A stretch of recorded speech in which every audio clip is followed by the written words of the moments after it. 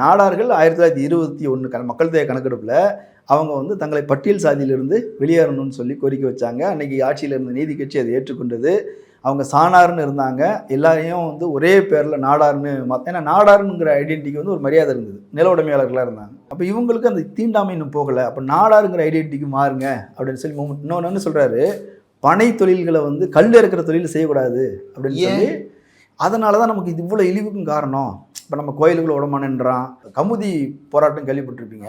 சேதுபதி மன்னர் என்ன சொல்லுவார், கோயில் பராமரிப்பு உரிய செலவெல்லாம் செய்யுங்க, செஞ்சால் உங்களை கோயில்களை விட்டுறோன்னா. அப்பவும் கோயில்களை விடலை. செலவு பண்ணியும் கோயிலை விடலை. நாங்கள் சத்திரியர்களும் அவங்க கிளைம் பண்ணுறாங்க. எதுக்காக சத்திரியர்கள் கிளைம் பண்ணுறாங்க அப்படின்னா, நீ வந்து எஸ்சின்னு வச்சுருக்கிறான். இல்லைங்க, நாங்கள் வந்து சத்திரியர்கள், எங்கள் இதை மாற்றுங்க. அவங்க பட்டியலில் விட்டு வெளியே வருவதற்கு காரணம் என்னென்னா இந்த தீண்டாமை தான். இந்த கல் இருக்கிறதுனால வந்து தீண்டாமை தான். இவங்களை உள்ளே விடலாமா வேண்டாமா நீதிமன்றம் வந்து யாரை கேட்குது அப்படின்னா பார்ப்பனர்கள்ட்ட கேட்குது. அது ஊவே சாமிநாத ஐயர் தான் போய் சாட்சி சொன்னார்லாம் சொல்கிறாங்க, எனக்கு பர்டிகுலராக ஞாபகம் இல்லை.